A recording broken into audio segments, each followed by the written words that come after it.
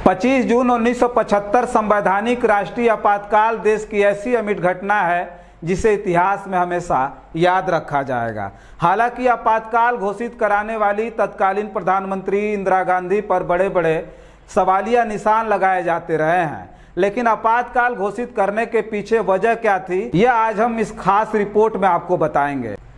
अब आइए आज के दिन यह भी जान लेते हैं कि भारत में 25 जून 1975 को आपातकाल क्यों और किन परिस्थितियों में लागू किया गया था। भारत एक लोकतांत्रिक देश है। यहाँ पर जनता के द्वारा चुनी गई सरकार देश का शासन चलाती है, लेकिन जब देश में कुछ विशेष परिस्थितियां पैदा हो जाती हैं तो राष्ट्रीय आपातकाल की घोषणा भी करनी पड़ती है। भारतीय संविधान के आर्टिकल 352 से 360 तक आपातकालीन उपबंध दिए गए हैं।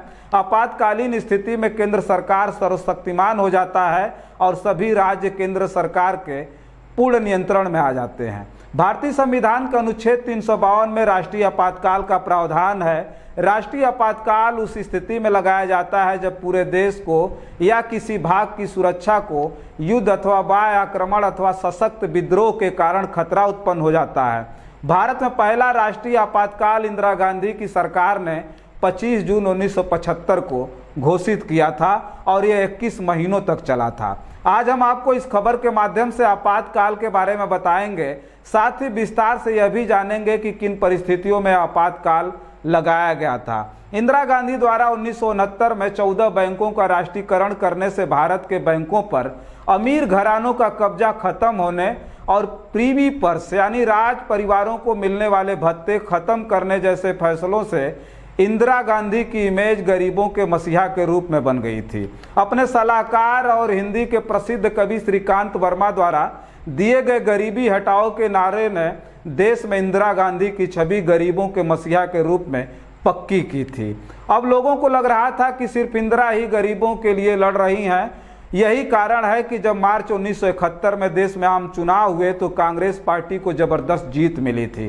कुल 518 सीटों में से कांग्रेस को 2/3 में से ज्यादा 352 सीटें हासिल हुई थी। इस चुनाव में इंदिरा गांधी खुद उत्तर प्रदेश की रायबरेली लोकसभा सीट से 1 लाख से ज्यादा मतों से चुनाव जीत गई थी। उन्होंने अपने प्रतिद्वंदी और संयुक्त सोशलिस्ट पार्टी के प्रत्याशी राजनारायण को हराया था। बताते चलें कि राजनारायण एक प्रखर समाजवादी नेता थे। उनके इंदिरा गांधी से कई मसलों पर नीतिगत मतभेद थे, इसलिए वे कई बार उनके खिलाफ रायबरेली से चुनाव लड़े और हारते रहे।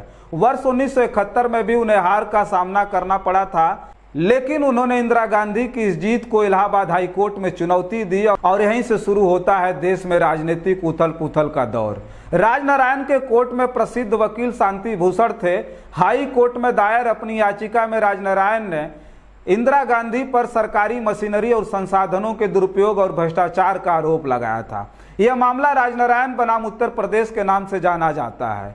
वकील शांति भूषण ने अपनी मशीनरी का दुरुपयोग सिद्ध करने के लिए यह उदाहरण दिया कि प्रधानमंत्री के सचिव यशपाल कपूर ने राष्ट्रपति द्वारा उनका इस्तीफा मंजूर होने से पहले ही इंदिरा गांधी के लिए काम करना शुरू कर दिया था, जो कि सरकारी मशीनरी के दुरुपयोग का पुख्ता सबूत था। उस समय इलाहाबाद हाई कोर्ट के जज जगमोहन लाल सिन्हा ने अपने फैसले में माना कि इंदिरा गांधी ने सरकारी मशीनरी और संसाधनों का दुरुपयोग किया, इसलिए जनप्रतिनिधित्व कानून के अनुसार उनका सांसद चुना जाना अवैध है।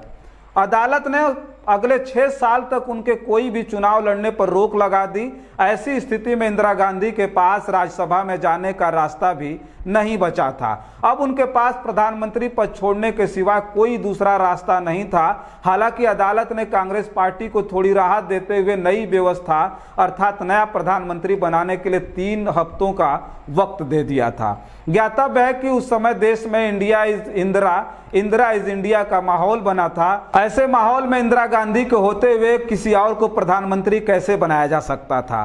साथ ही इंदिरा गांधी अपनी पूरी पार्टी में किसी पर भी विश्वास नहीं करती थीं। इस संकट के समय में कांग्रेस के तत्कालीन अध्यक्ष डी.के. बरुआ ने इंदिरा गांधी को सुझाव दिया कि अंतिम फैसला आने तक वे कांग्रेस अध्यक्ष बन जाएं और उन्हें प्रधानमंत्री का पद सौंप दें। पत्रकार इंदर मल्होत्रा के अनुसार जब प्रधानमंत्री आवास पर यह चर्चा चल रही थी, उसी समय वहां संजय गांधी आ गए। उन्होंने अपनी मां को कमरे से बाहर ले जाकर सलाह दी कि वे इस्तीफा न दें। उन्होंने इंदिरा गांधी को समझाया कि यदि उन्होंने प्रधानमंत्री पद पर किसी और को बैठा दिया तो फिर वह व्यक्ति उस पद को छोड़ेगा नहीं और आपके द्वारा पार्टी में बनाई हुई पकड़ खत्म हो जाएगी। इंदिरा गांधी अपने बेटे के तर्कों से सहमत हो गईं और उन्होंने तय किया कि वे इस्तीफा देने के बजाय 3 हफ्तों की मिली मोहल्लत का फायदा उठाते हुए इस फैसले को सुप्रीम कोर्ट में चुनौती देंगी। इस केस की सुनवाई जज जस्टिस BR कृष्णा अय्यर ने की। जज ने अपने फैसले में कहा कि वे इलाहाबाद हाई कोर्ट के फैसले पर पूर्ण रोक नहीं लगाएंगे। सुप्रीम कोर्ट में इंदिरा गांधी को प्रधानमंत्री बने रहने की अनुमति दे दी, लेकिन कहा कि वे अंतिम फैसला आने तक सांसद के रूप में मतदान नहीं कर सकती। कोर्ट की उठापटक के बीच बिहार गुजरात में कांग्रेस के खिलाफ छात्रों का आंदोलन भी उग्र हो रहा था। बिहार में इस आंदोलन को हवा दे रहे थे जयप्रकाश नारायण। सुप्रीम कोर्ट के फैसले के अगले दिन यानी 25 जून को दिल्ली के रामलीला मैदान में जयप्रकाश नारायण की रैली थी। जयप्रकाश नारायण ने इंदिरा गांधी के ऊपर देश में लोकतंत्र का गला घोटने का आरोप लगाया और रामधारी सिंह दिनकर के कविता के अंश सिंहासन खाली करो कि जनता आती है का नारा बुलंद किया था। जयप्रकाश नारायण ने विद्यार्थियों को, सैनिकों को और पुलिस वालों से अपील की कि वे लोग इस दमनकारी निरंकुश सरकार के आदेशों को ना माने, क्योंकि कोर्ट ने इंदिरा गांधी को प्रधानमंत्री पद से हटने को बोल दिया है। बस इसी रैली के आधार पर इंदिरा गांधी ने आपातकाल लगाने का फैसला किया था। इसके अलावा कुछ अन्य कारण भी इंदिरा गांधी को आपातकाल के लिए मजबूर किया था।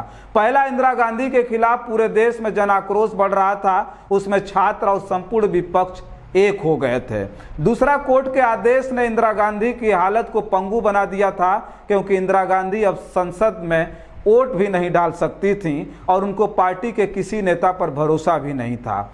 इसके अलावा इंदिरा गांधी को लगा कि जयप्रकाश नारायण के आह्वान पर सेना तख्ता पलट कर सकती है। इसी बीच जयप्रकाश नारायण ने देश की जनता के बीच आह्वान कर असहयोग आंदोलन को न्योता भी दे दिया था।